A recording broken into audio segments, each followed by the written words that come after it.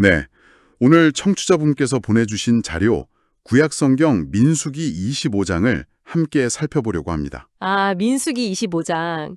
굉장히 강렬한 이야기죠? 네, 이 장을 딱 펴보면 이야기가 정말이지 뭐랄까 한편의 영화처럼 시작됩니다. 그렇죠. 정체불명의 전염병이 돌아서 수만 명이 죽어나가고 공동체 전체가 거대한 슬픔하고 공포에 빠져서 신 앞에 엎드려 울고 있는 그런 순간이잖아요. 네, 그야말로 절체절명의 위기 상황입니다. 바로 그때 지도자급 인물인 한 남자가 아주 보란듯이 이방 여인의 손을 잡고 나타납니다.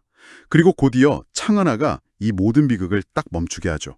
정말 극적인 장면이죠? 그래서 이번 시간에는요, 이 사건을 단순히 요약하는 걸 넘어서서 이 안에 담긴 복잡한 의미들을 한번 파헤쳐 보려고 합니다. 좋습니다. 도대체 무엇이 한 공동체를 이렇게 순식간에 무너뜨렸는지, 또 한 개인의 극단적인 행동이 어떻게 역사의 물줄기를 바꾸고 심지어 영웅으로 기록될 수 있었는지, 그 핵심 질문들을 따라가 보겠습니다. 네, 오늘 우리가 깊이 들여다볼 사건의 무대는 바로 시딤이라는 곳입니다. C팀이요? 네, 이스라엘 백성이 이제 약속의 땅을 바로 눈앞에 두고 마지막으로 머물던 장소거든요. 아, 거의 다 와서 벌어진 일이군요. 바로 그곳에서 그들이 모압 여자들과 어울리면서 그 지역의 신 바알부오를 섬기게 된 게 모든 일의 시작입니다. 근데 여기서 중요한 게 이걸 그냥 바람을 피웠다 이런 수준으로 이해하면 본질을 완전히 놓치게 됩니다. 아, 단순한 도덕적 문제가 아니라는 말씀이시군요. 그렇죠. 고대 세계에서 신을 섬기는 행위는 곧 그 신이 다스리는 세력과 정치적, 경제적 동맹을 맺는다는 의미였어요. 아하, 이건 자신들의 신을 배신하는 걸 넘어서 국가 정체성 자체를 다른 세력에게 넘기려는 시도나 마찬가지였습니다. 뭐랄까 비유하자면 고위 장성이 적국의 우리군의 기밀을 통째로 팔아넘기는 것과 비슷한 차원의 배신 행위였던 거죠. 와, 그렇게 보니까 사건의 무게가 완전히 달라지네요. 이게 개인적인 일탈이 아니라 거의 국가적인 반역 행위에 가까웠다. 바로 그겁니다. 1절만 보면 모압 여자들과 음행하기를 시작하니라 이렇게 돼 있어서 개인적인 문제처럼 보이는데 바로 2절에서 그 여자들이 자기 신들의 제사에 이스라엘 백성을 초대하잖아요. 네. 그리고 음식을 먹고 그 신들에게 절까지 했다. 이게 굉장히 자연스럽게 어쩌면 좀 교묘하게 스며드는 과정처럼 느껴지더라고요. 정확히 보셨습니다. 그게 바로 이 사건의 무서운 점이에요. 고대 근동의 풍요제의라는 게 종종 성적인 의식을 포함했거든요. 아, 그런 게 있었군요. 네. 신들의 어떤 성적인 결합을 인간이 모방하면 그게 땅의 다산과 풍요로 이어진다고 믿었던 거죠. 그러니 이스라엘 남성들 입장에서는 처음에는 그냥 이국적인 문화 체험이나 쾌락 정도로 시작했을 수도 있습니다. 충분히 그럴 수 있겠네요. 하지만 그 끝은 바알이라는 다른 신에게 충성을 맹세하고 자신들의 유일신 여호와의 언약을 정면으로 깨뜨리는 행위였던 겁니다. 그래서 3절에 이스라엘이 바알 부올에게 부속된지라라는 표현이 나오는 거군요. 맞습니다. 부속되다라는 말이 가담했다, 연결되었다는 뜻인데 뉘앙스가 훨씬 강합니다. 마치 자석에 쇠붙이가 딱 달라붙듯이 완전히 종속되었다는 그런 느낌을 주죠. 그렇게 국가의 근간이 흔들리는 상황이니까 당연히 신이 가만히 있을 리가 없겠네요. 그렇죠. 4절을 보니까 여호와께서 이스라엘에게 진노하시니라 라고 나오는데 그 분노의 표현 방식이 정말 무섭습니다. 네, 굉장히 직접적이고 강력하죠. 백성의 두령들을 잡아 태양을 향하여 여호와 앞에 목매어 달라. 이건 그냥 사형이 아니라 모두가 볼 수 있게 공개적으로 매달라는 거잖아요. 맞습니다. 일종의 충격요법이고 본보기로 삼겠다는 의도가 명확한 거죠. 여기서 주목할 점은 그 대상이 일반 백성이 아니라 백성의 두령들, 즉 지도자들이라는 겁니다. 아, 리더들의 책임을 먼저 묻는 거군요. 네, 리더들의 타락이 공동체 전체에 얼마나 치명적인지를 보여주는 대목이죠. 이런 극단적인 조치와 함께 끔찍한 전염병이 온 진영에 퍼지기 시작합니다. 상상이 잘 안 가네요. 지도자들은 끌려가서 처형당하고 옆에서는 사람들이 막 쓰러져 죽어나가고 그야말로 아비규환의 상황이었을 겁니다. 그런 혼란 속에서 살아남은 사람들이 할 수 있었던 건 기도밖에 없었을 것 같아요. 그렇죠. 6절 전반부를 보면 이스라엘 자손의 온 회중이 회막 문에서 울 때라고 묘사가 되거든요. 네.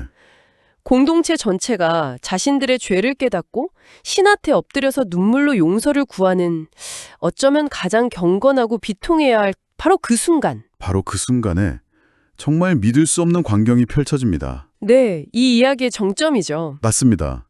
이 이야기의 극적인 반전이 여기서 시작돼요.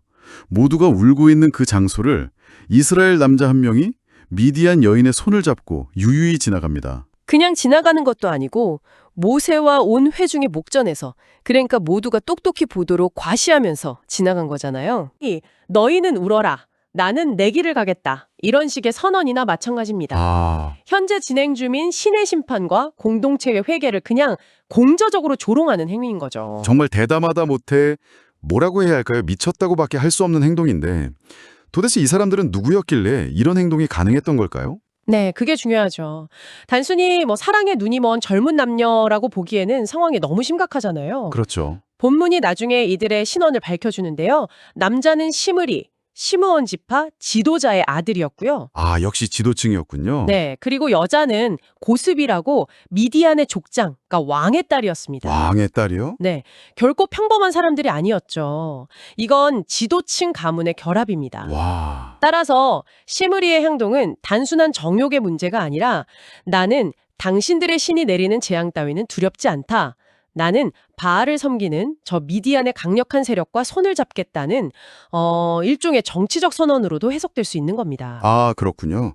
공동체의 절망적인 회개에 그냥 찬물을 끼얹는 아주 계산된 반역행위였다. 그렇게 볼 수 있죠. 그 배경을 알고 나니 이 행동의 무게가 완전히 다르게 느껴지네요. 공동체가 무너지는 절체절명의 위기 상황에서 지도층 인사가 대놓고 반대 세력과 결탁하는 모습을 보여준 거니까요. 맞습니다. 모두가 무력감에 빠져 있을 때 누군가는 행동해야만 했을 것 같습니다. 그리고 바로 그때 비느하스가 등장하는군요. 그렇습니다. 7절을 보면 제사장 아론의 손자 엘르아살의 아들 비느하스가 보고 회중 가운데서 일어나 손에 창을 들고 오라고 나옵니다. 비느하스, 당시 대제사장의 아들이고 초대 대제사장 아론의 손자, 말 그대로 로열 패밀리 출신이네요. 네, 그는 이 광경을 목격하고 망설이지 않습니다. 회의를 소집하거나 모세에게 허락을 구하지도 않아요. 그냥 즉각적으로 행동에 나서는군요. 그렇죠. 그 행동이라는 게 정말 충격적입니다. 8절을 보면 시므리를 따라서 그의 막사에 들어가서 남자와 여자의 배를 창으로 한 번에 꿰뚫어 죽입니다. 네, 아주 빠르고 단호하고 또 폭력적인 행동이죠. 현대의 관점에서 보면 이건 명백한 사적 제재, 그러니까 살인이잖아요. 그런데 이 행동이 가져온 결과가 너무나 극적입니다. 네, 바로 그 다음 구절이죠. 8절 하반절에 연병이 이스라엘 자손에게서 그쳤더라 라고 기록되어 있습니다. 비느하스의 창이 두 사람의 몸을 꿰뚫는 바로 그 순간에요? 네, 거짓말처럼 수만 명을 죽음으로 몰아넣었던 그 전염병이 딱 멈추는 겁니다. 그리고 9절에서는 그 전염병으로 죽은 사람이 무려 2만 4천 명이었다고. 네, 피해 규모가 어마어마했죠. 결국 한 사람의 폭력적인 결단이 2만 4천 명의 죽음으로 번지던 재앙의 흐름을 끊어버린 겁니다. 정말 머리가 복잡해지는 대목입니다. 과정은 끔찍한데 결과적으로는 수많은 생명을 구한 셈이 되니까요. 그렇죠. 이 행동을 신은 과연 어떻게 평가했을지 그게 가장 궁금해집니다. 영웅적인 행동이었을까요? 아니면 월권 행위였을까요? 그게 바로 이 사건의 핵심입니다. 11절에서 신이 직접 이 행동을 평가하죠. 네. 비느하스가 나의 질투심으로 질투하여 이스라엘 자손 중에서 나의 노를 돌이켰다. 이렇게 말합니다. 질투라는 단어를 쓰는군요. 네, 여기서 질투라는 단어가 아주 중요합니다. 우리가 흔히 생각하는 그런 시기나 질투가 아니고요. 언약 관계에서의 배신을 절대 용납하지 않는 거룩한 열정, 열심을 의미합니다. 그런 깊은 뜻이 있었군요. 즉, 비느하스의 분노와 행동이 신의 마음을 그대로 대변했다는 겁니다. 그가 신의 대리인처럼 행동해서 신이 직접 이스라엘 전체를 멸망시키려던 계획을 거두게 만들었다는 거죠. 신의 마음을 대변한 행동이라 그에 대한 보상도 정말 엄청나더라고요. 네, 상상 이상이죠. 12절과 13절을 보면 그에게 평화의 언약을 주겠다고 약속합니다. 가장 폭력적인 행동의 대가가 평화라는 점이 굉장히 역설적으로 들려요. 네, 아이러니하죠. 게다가 그와 그의 후손에게 영원한 제사장 직분의 언약까지 주어집니다.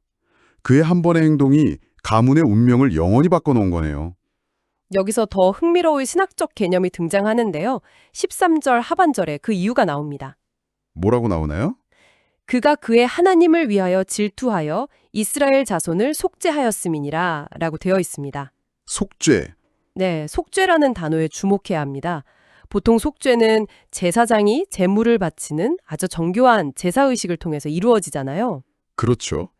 그런데 이 본문에서는 비느하스가 죄인들을 직접 처단한 그 폭력적인 행위 자체가 공동체의 죄를 씻는 속죄 제사로 인정받고 있는 겁니다. 이건 굉장히 파격적인 선언이에요. 그러니까 시므리와 고스비가 마치 죄를 상징하는 제물처럼 심판을 받음으로써 공동체 전체를 향했던 신의 진노가 풀렸다. 이런 해석이 가능해지는 거군요. 정확합니다. 제사의식이 아닌 한 개인의 행동으로 속죄가 이루어질 수 있다는 건 정말 급진적인 생각이었을 겁니다. 그렇군요. 그런데 사건은 여기서 끝나지 않더라고요. 개인에 대한 보상이 주어지고 난 뒤에 공동체를 향한 새로운 명령이 내려지죠. 네, 바로 미디안에 대한 응징입니다. 맞습니다. 17절과 18절에서 신은 모세에게 미디안인들을 박해하며 그들을 치라고 명령합니다. 이 사건의 시작은 모압 여자들이었지만 이 위기를 정점으로 이끈 인물은 미디안의 공주 고스비였기 때문이죠. 본문은 이 모든 유혹의 배후에 미디안의 괴계, 그러니까 교활한 속임수가 있었다고 명확히 지적합니다. 의도적인 계략이었다. 네, 이스라엘을 힘으로 정복할 수 없으니까 종교적, 성적 유혹을 통해서 내부에서부터 무너뜨리려고 했다고 규정하는 거죠. 그래서 이 사건의 최종 책임을 미디안에게 묻고 그들을 이스라엘의 공식적인 적으로 선포하면서 미래의 전쟁을 예고하는 것으로 이 장이 긴장감 넘치게 마무리되는군요. 네, 그렇습니다. 오늘 우리는 민수기 25장에 기록된 시딤에서의 사건을 아주 깊이 들여다봤습니다. 한 공동체가 정체성의 위기에 빠졌을 때 이게 어떻게 24,000명의 목숨을 앗아가는 끔찍한 재앙으로 이어졌는지. 그리고 모두가 절망과 무력감에 빠져서 그저 울고만 있을 때. 네, 바로 그때 비느하스라는 한 사람의 빠르고 단호한 행동이 어떻게 그 재앙을 멈추고 새로운 언약의 출발점이 되었는지를 확인할 수 있었습니다. 이 이야기는 열심 혹은 질투라는 감정이 가진 힘과 또 그 위험성을 동시에 보여주는 것 같습니다. 양면성이 있군요. 네, 이 뜨거운 감정이 잘못된 방향으로 흐르면 끔찍한 파괴를 낳지만 본문은 비느하스의 열심을 신의 마음을 반영한 의로운 분노로 평가하거든요. 그리고 그 결과로 공동체의 평화를 가져왔다고 기록하죠. 그의 극단적인 폭력 행위가 공동체를 위한 속죄 행위로 인정받았다는 점이 오늘날 우리에게도 많은 질문을 던지는 것 같습니다. 맞습니다. 위기 상황에서 한 개인의 결단이 과연 어디까지 허용될 수 있는가에 대한 아주 오래된 질문이죠. 네, 바로 그 점이 이 이야기를 계속 곱씹게 만드는 것 같습니다.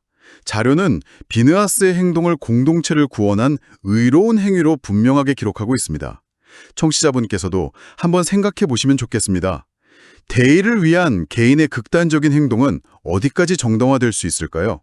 그리고 그 정당성을 판단하는 기준은 과연 무엇이 되어야 할까요?